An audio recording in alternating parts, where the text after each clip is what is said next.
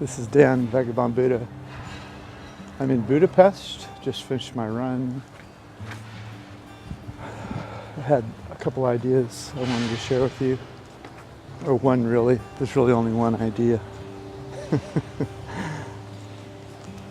So there's this belief that you shouldn't believe, that you search for enlightenment and one day you find it, or that you search for awareness and one day you find it.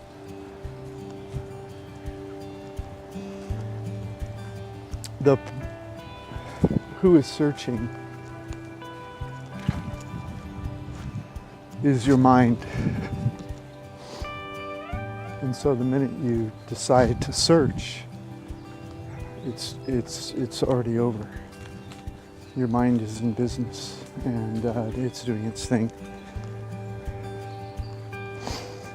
And so the original I am of you only is probably a bad word, but the original I am of you survives forever, needs nothing, asks nothing. It's consciousness itself, spreads in all directions. It's unfocused, all knowledgeable. It's a wisdom that needs nothing, and there's no search necessary. And so it's the opposite of a search. It's a coming home. There's nowhere to go, there's nothing to do, there's nothing more to understand or believe. You are the ocean. It's as if the ocean had no shore, no sky above it, or no bottom. You're just the ocean itself. And your mind is maybe a drop that lands on the surface of the ocean. And the minute the drop touches the water, a little ripple waves along the surface of the water. And that's when the thought occurs.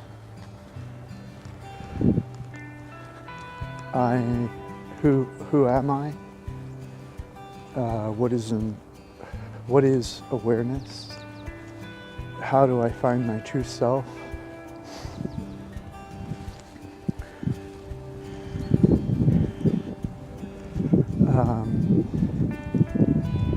Why am I in pain? Why am I suffering?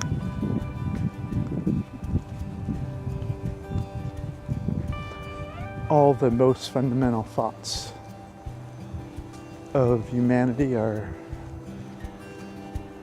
exist. All the mind awareness thoughts of humanity exist in this question that has an assumed paradigm of me separate from it all. And so the minute you take a position that I need to find something, you're separate from something you need to find. This is the paradox of awareness.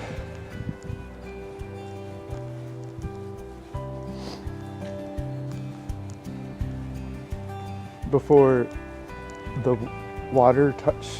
the drop touches the surface of the water and creates a wave, a mind wave that owns itself, defines itself, and sees itself separate from the other.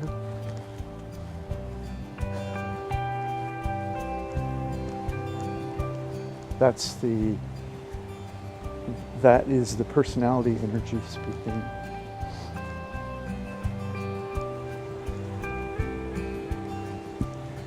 And from that comes the desire to be distinguished, the desire to be appreciated for your individuality, which has created some lovely music and art and everything you see around you that's not organic was imagined into existence by individuals. And so along with all of the great creativity of the human animal comes its unintended consequences.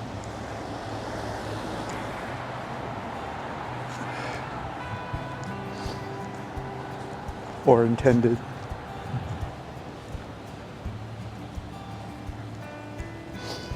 And there you sit in pain asking, where's the awareness? Who am I? As the waves ripple across the surface.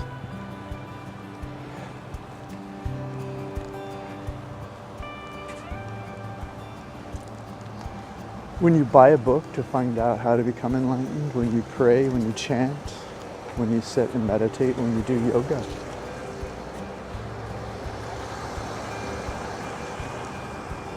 when you read philosophy, when you read religious text, when you sit on top of a mountain and stare off into the horizon and contemplate the meaning of life,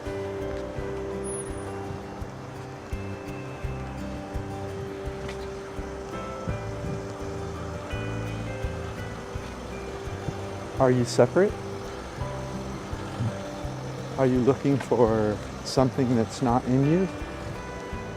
Are you in pain?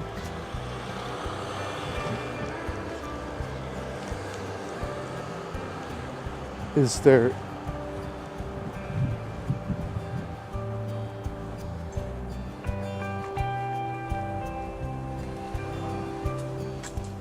any value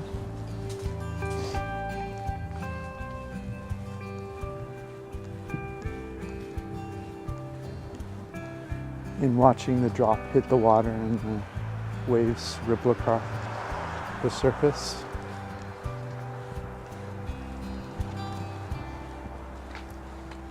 And the mind wants to answer the questions.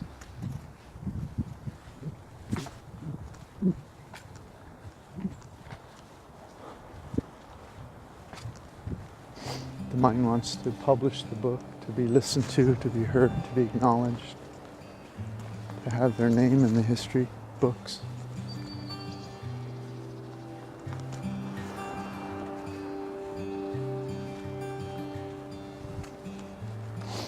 Yet God, if there is one, has no name.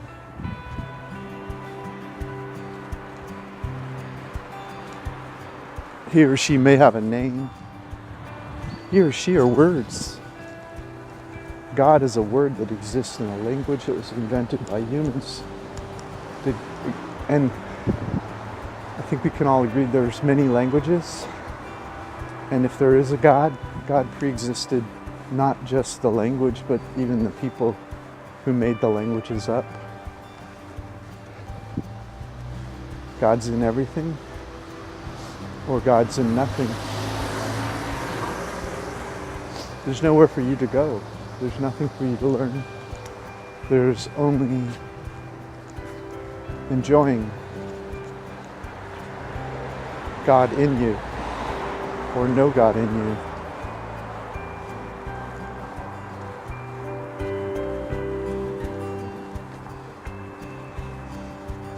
People ask, who am I? Why am I in pain? How do I make the world better? Why are people mean? Why are some nice?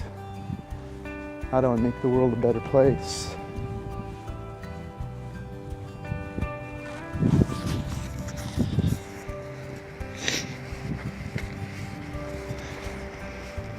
Does the problem not exist in the question?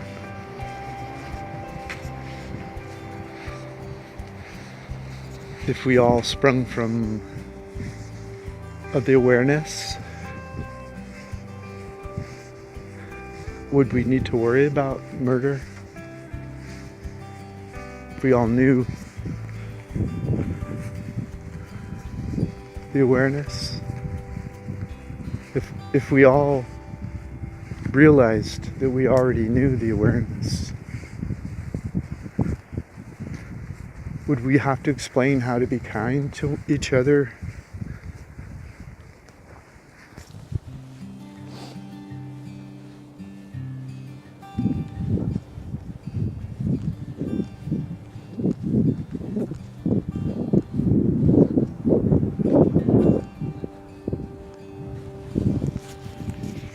Would we have to explain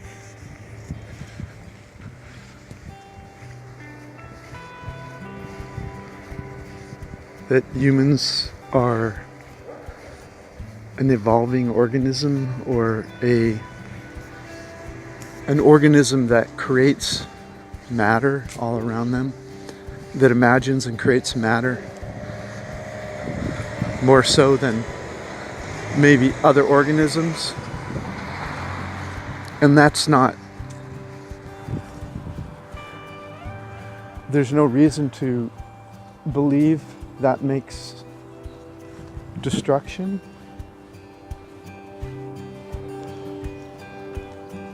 of everything else or each other necessary or reasonable.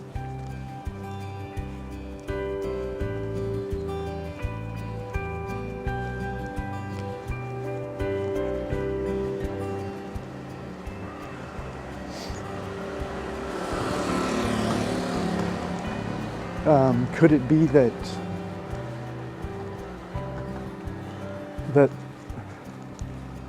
the water being dropped, the drop touching the rippling surface,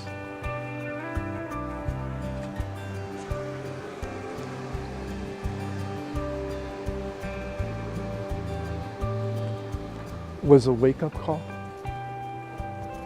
Was a way for consciousness to see itself and to evolve from purely survival instincts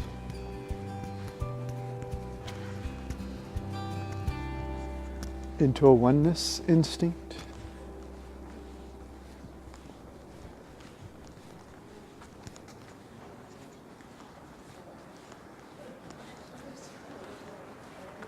Could our purpose be to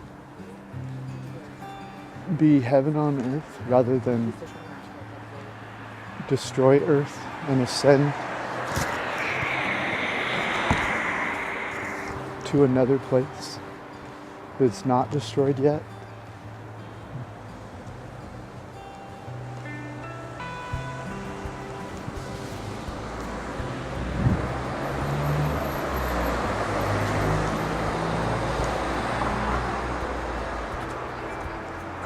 Could the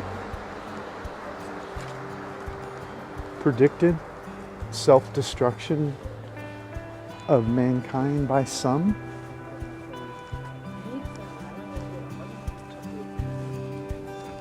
be a visualization of a potential future arising not from awareness, not from the space of the all, but from the space of scarcity? Could the mind be coming from a place of scarcity and awareness be a place of abundance? Could the mind be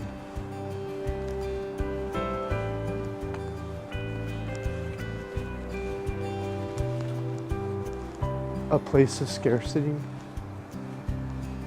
And that's why you're in pain, that's why you're afraid.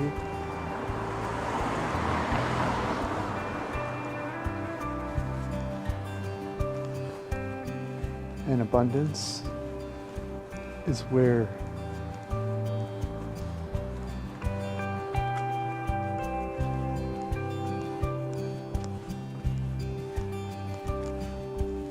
awareness lives. Could awareness be where abundance lives?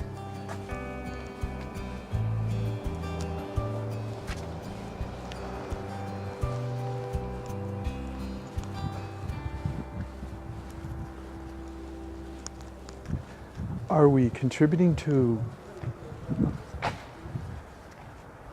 abundance? Holistic abundance. If we live in awareness,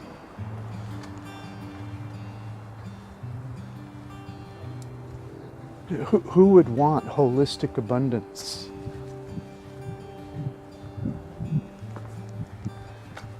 Does that sound like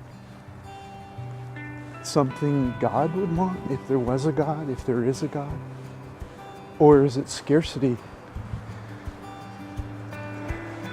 Is the concept of judging the other actually a manifestation of scarcity? Defining the other, judging the other, and joining groups and pointing at other groups, could that be scarcity? Could that be the opposite of abundance?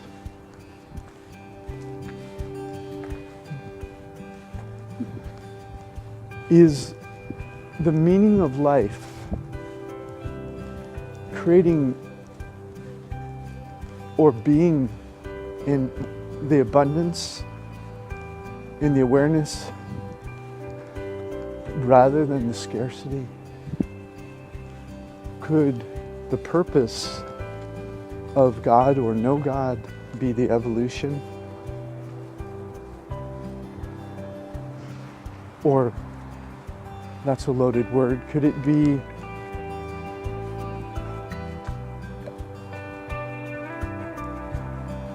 a path or a momentum towards holistic abundance and away from scarcity? Could it be that simple? Could the entity within the abundance that we are, the mind, could it be conjuring up questions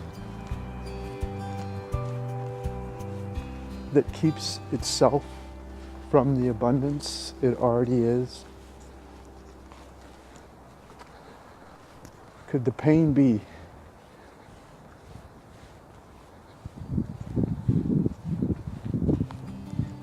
the constricted consciousness of scarcity?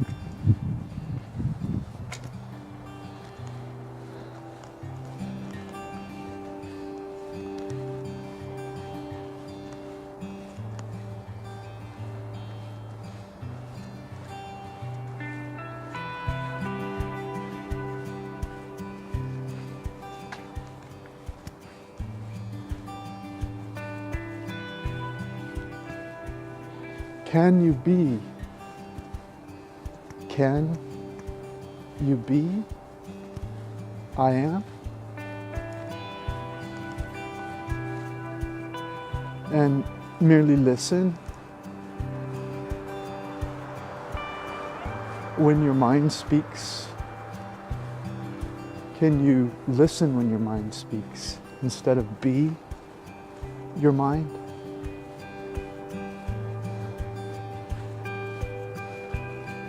Can you notice that when you're being your mind, you're in pain?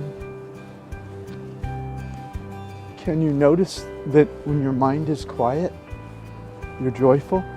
Or when you're able to be in awareness, listening to your mind, that you're neutral or joyful?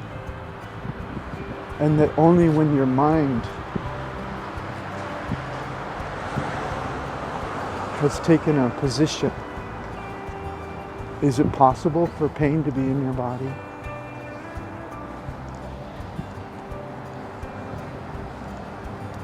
Could the possibility that humans could live or be in awareness, could that be what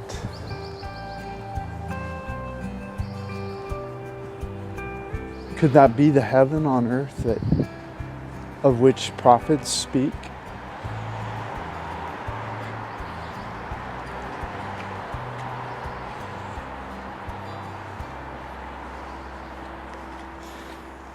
Do we teach, and can people listen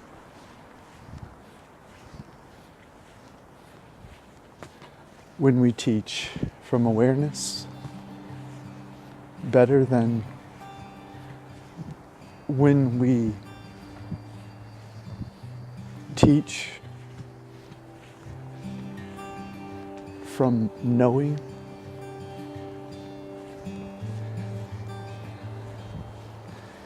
Is there anyone who can listen to us when we speak from knowing? And if they began listening when they knew something other than what we're saying, is it even worth speaking? When we live in knowing, when we live in the mind, we believe our mind, is it even worth speaking? When we ask the question,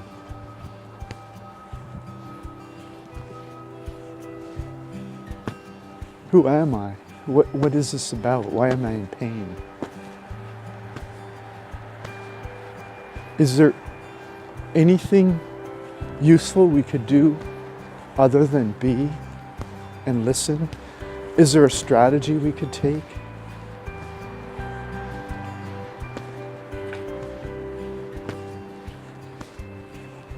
That's any more useful than being and listening?